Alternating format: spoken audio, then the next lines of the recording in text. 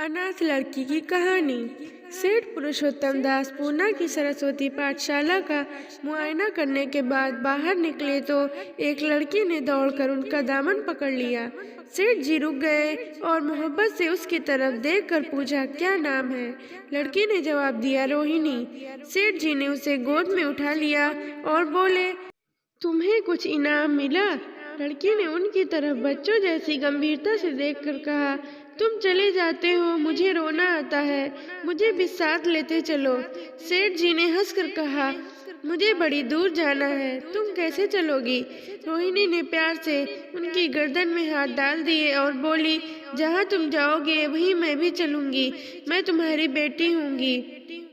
मदरसे के अफसर ने आगे बढ़कर कहा, इसका बाप साल भर हुआ नहीं रहा, माँ कपड़े सीती है, बड़ी मुश्किल से गुजर होती है।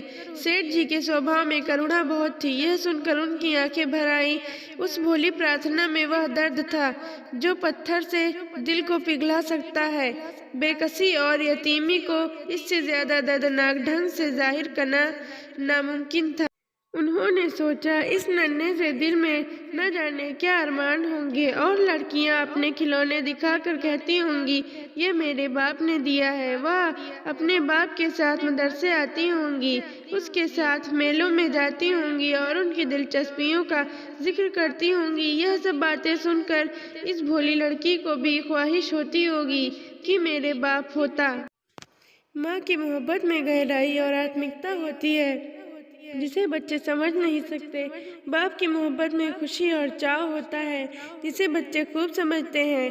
सेठ जी ने रोहिणी को प्यार से गले लगा लिया और बोले, अच्छा मैं तुम्हें अपनी बेटी बनाऊंगा, लेकिन खूब जी लगा कर पढ़ना। अब छुट्टी का वक्त आ गया है, मेरे साथ आओ, तुम्हारे घर पहुंचा दूं। ये कहकर उन्होंने रोहिणी को अपने मोटर कार में बिठा लिया। रोहिणी ने बड़े इत्मीनान और गर्व से अपनी सहेलियों की तरफ देखा। उसकी बड़ी बड़ी आंखें खुशी से चमक रही थीं और चेहरा चांदनी रात की तरह खिला हुआ था। सेठ ने रोहिणी को बाजार की खूब सैर कराई और कुछ उसकी पसंद से, कुछ अपनी पसंद से बहुत सी चीजें खरीदी। यहाँ तक कि रोहिणी बातें करते करते कुछ थक सी गई और खामोश हो गई। उसने इतनी चीजें देखी और इतनी बातें सुनी कि उसका जी भर गया। शाम होते होते रोहिणी के घर पहुंचे और मोटर कार से उतरकर रोहिणी अब कुछ आराम मिला। दरवाजा बंद था। उसकी माँ किसी ग्राहक के घर कपड़े देने गई थी। रोहिणी ने अपने तोहफों को उलटना पलटना शुरू किया। खूबसूरत रबड़ के खिलौने, चीनी की गुड़िया जरा दबाने से चू चू करने लगती और रोहिणी यह प्यार संगीत सुनकर फूली न समाती थी। रेशमी कपड़े और रंग बिरंगी साड़ियों की कई बंडल थे, लेकिन मखमली बूटे की गुलकारियों ने उसे खूब लुभाया था। उसे उन चीजों के पाने की जितनी खुशी थी, उससे ज्यादा उन्हें अपनी सहेलियों को दिखाने की बेचैनी थी। सुंदरी के जूते अच्छे सही, लेकिन उनमें ऐसे फूल कहाँ हैं? ऐसी गुड़िया उसने कभी नहीं देखी। इन ख्यालों से उसके दिल में उमंग भर आई और वह अपनी मोहिनी आवाज में एक गीत गाने लगी। सेठ जी दरवाजे पर खड़े इन पवित्र दृश्य का हार्दिक आनंद उठा रहे थे। इतने में रोहिणी की माँ रुक्मणी कपड़ों की एक पोटली लिए हुए आती दिखाई दी। रोहिणी ने खुशी से पागल होकर एक छलांग भरी और उसके पैरों से लिपट गई। रुक्मणी का चेहरा पीला था, आंखों में हसरत और बेकसी छिपी हुई थी। गुप्त चिंता का सजीव चित्र मालूम होती थी, जिसके लिए जिंदगी में कोई सहारा नहीं। मगर रोहिणी को जब उसने गोद में उठाकर प्यार से चूमा, वो जरा देर के लिए उसकी आंखों में उम्मीद और जिंदगी की झलक दिखाई दी। मुरझाया हुआ फूल खिल गया। बोली, आज तू इतनी देर तक कहाँ रही? मैंने तुझे ढूंढने पाठशाला गई थी, वहाँ से बहुत अच्छी अच्छी चीजें लाई हूँ। वह देखो कौन खड़ा है।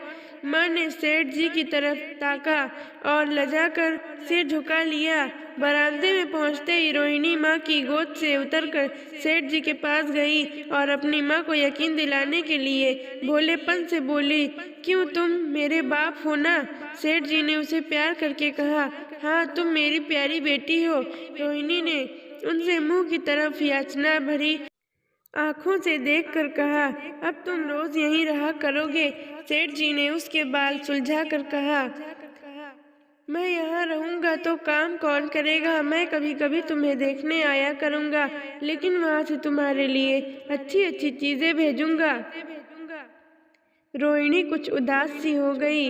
इतने में उसकी माँ ने मकान का दरवाज़ा खोला और बड़ी फुर्ती से मैले बिछावन और फटे हुए कपड़े समेटकर कोने में डाल दिए कि कहीं सेठ जी की निगाह उन पर न पड़ जाए।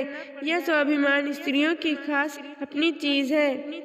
रुक्मणी अब इस सोच में पड़ी थी कि मैं इनकी क्या खातिर तवाज़ो करूं। उसने सेठ जी का नाम सुना था।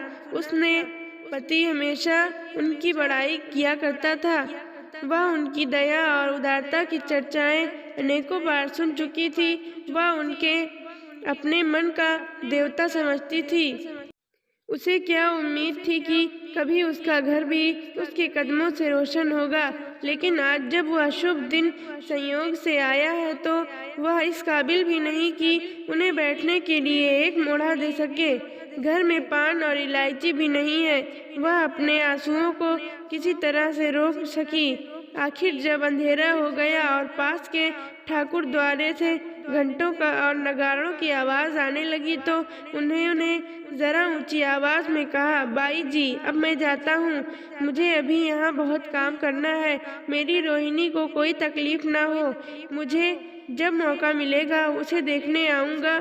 उसके पालने पोसने का काम मेरा है और मैं उसे खुशी दूंगा। उसके लिए अब तुम कोई फिक्र मत करो। मैंने उसका वजीफा बांध दिया है और यह उसकी पहली किस्त है। ये कहकर उन्होंने अपना खूबसूरत बटुआ निकाला और रुक्मणी के सामने रख दिया। गरीब औरत की आंखों में आंसू जारी थे। उसका जी बरबस चाहता था कि उसके पैरों को पकड़कर खूब रोए। आज बहुत दिनों के बाद एक सच्चे हमदर्द की आवाज़ उसके मन में आई थी। जब सेठ जी चले तो उसने दोनों हाथों से प्रणाम किया। उसके हृदय की गहराइयों से प्रार्थना निकली, आपने एक बेबस पर दया की है। ईश्वर आपको इसका बदला दे। दूसरे दिन रोहिणी पाठशाला गई तो उसकी बाकी सज धज आंखों में हुबी जाती थी। उस्तादनियों ने उसे बारी बारी प्यार किया और उसकी सहेलियां उसकी एक एक चीज़ को आश्चर्य से देखती और ललचाती थीं। अच्छे कपड़ों से कुछ स्वाभिमान का अनुभव होता है। आज रोहिणी वह गरीब लड़की न रही जो दूसरों की तरफ विवश नेत्रों से देखा करती थी। आज उसकी एक एक क्रिया से शैशवोचित गर्व और चंचलता टपकती थी और उसकी जबान एकदम के लिए भी न रुकती थी। कभी मोटर की तेजी का जिक्र था, कभी बाजार की दिलचस्पियों का बयान, कभी अपनी गुड़ियों के कुशल मंगल की चर्चा थी और कभी अपने बाप की मोहब्बत की दास्तान। दिल था कि उमंगों से भरा हुआ था। एक महीने बाद सेठ पुरुषोत्तम दास ने रोहिणी के लिए फिर तोहफे और रुपए रवाना किए। बेचारी विधवा को उनकी कृपा से जीविका की चिंता से छुट्टी मिली। वह भी रोहिणी के साथ पाठशाला आती और दोनों माँ बेटियाँ एक ही दर्जे के साथ साथ पढ़ती, लेकिन रोहिणी का नंबर हमेशा माँ से अव्वल रहा। सेठ जी जब पूना की तरफ से निकलते तो रोहिणी को देखने जरूर आते और उनका आगमन उसकी प्रसन्नता और मनोरंजन के लिए महीनों का सामान इकट्ठा कर देता। इसी तरह कई साल गुजर गए और रोहिणी ने जवानी के सुहाने हरे भरे मैदान में पैर रखा, जबकि बचपन की भोली भाली अदाओं में एक खास मतलब और इरादों का दखल हो जाता है। रोहिणी अब आंतरिक और बाह्य सौंदर्य में अपनी पाठशाला की नाक थी। हाव भाव में आकर्षक गंभीरता, बातों में गीत का सा खिंचाव और गीत का सा आत्मिक रस था। कपड़ों में रंगीन सादगी, आंखों में लाज संकोच, विचारों में पवित्रता। जवानी थी मगर घमंड और बनावट और चंचलता से मुक्त। उसमें एक एकाग्रता थी, ऊंचे इरादों से पैदा होती है। स्त्रियोचित उत्कर्ष की मंजिलों पर वह धीरे धीरे तय करती चली जाती थी। दोस्तों, आज की कहानी यहीं तक थी। अब हम फिर मिलेंगे इस कहानी के दूसरे भाग में। तब तक के लिए bye bye. Please subscribe my channel.